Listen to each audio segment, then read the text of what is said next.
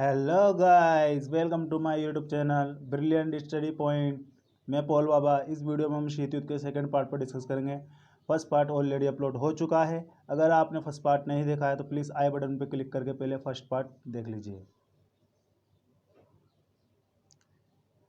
इस वीडियो का हमारा टॉपिक है क्यूबा मिसाइल संकट। जब दोनों महाशक्तियाँ डायरेक्टली आमने सामने आ गए थे और लग रहा था कि अब तीसरा विश्व युद्ध हो जाएगा।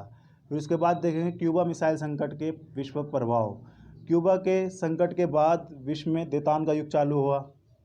शीत युद्ध के सैन्य संगठन के किस तरह बड़ी बड़ी महाशक्तियाँ छोटे छोटे देशों के माध्यम से सैन्य संगठन का निर्माण करते थे, जिससे शक्ति संतुलन स्थापित हो जाता था। फिर देखें गुटनिरपेक्ष आंदोलन। द्वितीय विश्व युद्ध के बाद एक ऐसे आंदोलन का उदय हुआ जिसने दोनों महाशक्तियों को चुनौती देना आरंभ कर दिया। वह था गुटनिरपेक्ष आंदोलन। फिर गुटनिरपेक्ष और भारत। गुटनिरपेक्ष नीति ने भारत को अधिक लोकप्रिय कर दिया, जिससे नेहरू जी की लोकप्रियता में और वृद्धि हुई। उसके बाद देखेंगे निशस्त्रीकरण संधियाँ। क्यूबा को जानने से पहले क्यूबा की ज्योग्राफी देख लेते हैं। यह है क्यूबा और इसके आसपास जो सागर है वो है कैरिबियन सागर। क्यूबा के जो सबसे नज़दीक देश है वो है यूएसए और ये है सोवियत संघ यानी यूएसएसआर। क्यूबा पर सोवियत संघ ने मिसाइलें तैनात कर दी थी, जिससे विश्व पर परमाणु युद्ध का खतरा उत्पन्न हो गया था। दोनों ही महाशक्तियों पे इतने अधिक परमाणु हथियार थे कि कई बार पृथ्वी को नष्ट किया जा सकता था, जिससे एक तनावपूर्ण स्थिति उत्पन्न हो गई। क्यूबा मिसाइल संकट 1962। क्यूबा एक आइसलैंड देश है जो कैरिबियन सी में स्थित है। क्यूबा में राजनीतिक तख्तापलट। क्यूबा 1909 में आज़ाद हुआ। 1909 में ही क्यूबा में अमेरिका द्वारा बनाई गई सरकार की स्थापना कर दी गई। लेकिन 1953 में क्यूबा में कम्युनिस्ट मूवमेंट यानी साम्यवादी आंदोलन स्टार्ट हो जाते हैं, जिसको अमेरिका दबाना स्टार्ट कर देता है। लेकिन इन साम्यवादी आंदोलन को सोवियत संघ का समर्थन प्राप्त होता है और 1959 में फिदेल कास्त्रो द्वारा बदिस्ता सरकार का तख्ता पलट करके क्यूबा को साम्यवादी देश बना दिया जाता है। अब फिदेल कास्त्रो को ये चिंता होने लगती है कि यूएसए के राष्ट्रपति जॉन एफ कैनेडी अब क्यूबा पर इन्वेड या फिर हमला कर देंगे। इसलिए वो यूएसएसआर के राष्ट्रपति, सोवियत संघ के राष्ट्रपति निकिता क्रुश्चेव से कहते हैं कि वह अमेरिका पर परमाणु हमला कर दे। सोवियत संघ चाहता तो डायरेक्ट यूएसए पर मिसाइल से हमला कर सकता था, लेकिन उसकी लॉन्ग रेंज मिसाइल्स इतनी कारगर नहीं थी। इसलिए उसने शॉर्ट रेंज मिसाइल्स को क्यूबा में तैनात करा, जिससे अमेरिका को ज़्यादा नुकसान पहुंचाया जा सके। इसलिए निकिता क्रुश्चेव ने क्यूबा में 9 स्थान पर मिसाइलों को तैनात कर दिया। अब इन मिसाइल का अमेरिका को पता कैसे चला? तो 29 अगस्त 1962 को CIA के माध्यम से, CIA एक इंटेलिजेंस एजेंसी है अमेरिका की, जिसके स्पाई प्लेन ने ऐसी तस्वीर खींची जिसमें क्यूबा में मिसाइलों का पता चल गया। तो 1962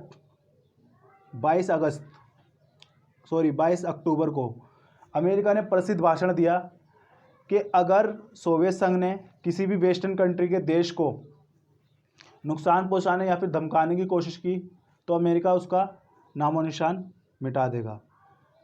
23 अक्टूबर 1962 को अमेरिका के राष्ट्रपति ने क्यूबा की घेराबंदी के आदेश दे दिए और क्यूबा को घेराबंदी कर दिया गया।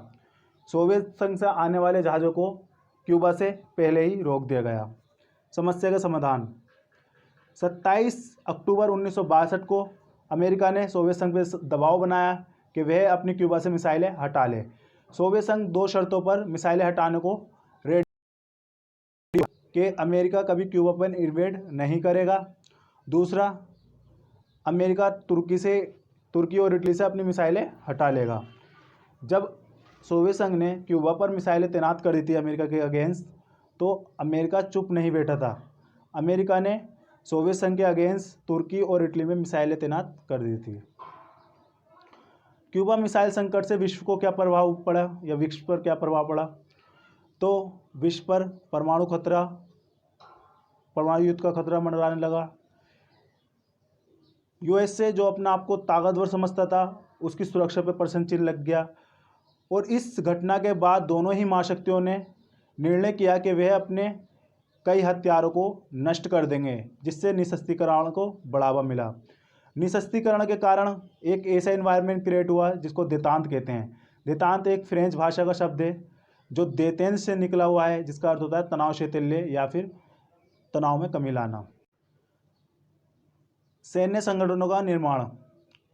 द्वितीय विश्व युद्ध के समय दोनों ही महाशक्तियों ने छोटे छोटे देशों के माध्यम से सैन्य संगठनों का निर्माण करके शक्ति संतुलन को बढ़ावा दिया।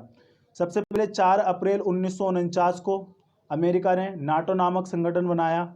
इसमें वेस्टर्न यूरोप के देश सम्मिलित थे। स्टार्टिंग में 13 देश इसके मेंबर थे। वर्तमान में 28 से भी ज़्यादा देश इसके मेंबर हैं और नॉर्थ मैसेडोनिया इसका नया सदस्य बना है। इसका मुख्यालय बेल्जियम की राजधानी ब्रुसेल्स में है। SEATO, South East Asian treaty organization, ये संगठन 8 सितंबर 1954 में बनाया गया। इसका मुख्यालय बैंकॉक में है। इसके सदस्य न्यूजीलैंड, ऑस्ट्रेलिया, थाईलैंड, म्यांमार और पाकिस्तान है। सेंटो, सेंट्रल ट्रीटी ऑर्गेनाइजेशन, ये 24 अप्रैल 1955 में बनाया गया। इसका हेडक्वार्टर अंकारा में है। इसके सदस्य देश टर्की, इराक, ईरान, पाकिस्तान और यूनाइटेड किंगडम थे। इन दोनों ही संगठनों को 1977 और 75 में भंग कर दिया गया है। इसके विरुद्ध सोवियत संघ ने अपने पूर्वी यूरोपीय देशों के साथ मिलकर एक सैन्य संगठन बनाया जिसको वार्सा पैक्ट कहा गया। इसका हेडक्वार्टर पोलैंड की राजधानी वार्सा में है। गुटनिरपेक्ष आंदोलन। द्वितीय विश्व युद्ध के बाद यूरोपियन महाशक्तियां आर्थिक रूप से पिछड़ गई थी। जैसे ब्रिटेन, फ्रांस, जर्मनी, इटली ने अपने गुलाम देशों को आज़ाद कर दिया। जैसे भारत ब्रिटेन का गुलाम था, भारत आज़ाद हो गया। तो भारत ही जैसे लैटिन अमेरिका, अफ्रीका और साउथ ईस्ट एशिया के देश जो आज़ाद हुए थे, उनके सामने 2 विकल्प थे। पहला कि वे अमेरिका के साथ पूंजीवादी गुट में सम्मिलित हो जाए, दूसरा वे सोवियत संघ के साथ साम्यवादी गुट में सम्मिलित हो जाए। लेकिन इन नए आज़ाद देशों को ये डर था कि कहीं वे दोबारा गुलाम ना बना लिए जाएं। इसलिए उन्होंने दोनों ही देशों से समान दूरी और समान संबंध बनाने का डिसीजन लिया। गुटनिरपेक्षता का अर्थ होता है बेसिकली दोनों ही गुटों से समान दूरी और समान संबंध बनाए रखना, नैतिकता के आधार पर विरोध या समर्थन करना। गुटनिरपेक्षता की स्थापना 1955 में इंडोनेशिया के वांडुंग में एक सम्मेलन हुआ जिसमें इफ्रो एशियाई देशों ने गुटनिरपेक्षता की मांग को उठाया। ऑफिशियली 1961 में यूगोस्लाविया की राजधानी बेलग्रेड में सम्मेलन हुआ जिसमें 25 देशों ने हिस्सा लिया। वर्तमान में गुटनिरपेक्षता के 18 देश मेंबर हैं। 118 देश मेंबर हैं।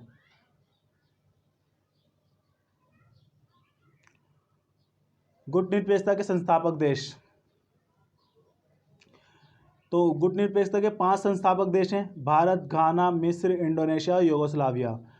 इन 5 देशों के लीडर ने नए स्वतंत्र देशों को मौका दिया कि वह गुटनिरपेक्षता देश में शामिल हो जाएं और दोनों महाशक्तियों का विरोध करें। तो इसमें नेहरू, वान Nkrumah, Nasser, Joseph Broz Tito और सुकर्णो सम्मिलित थे।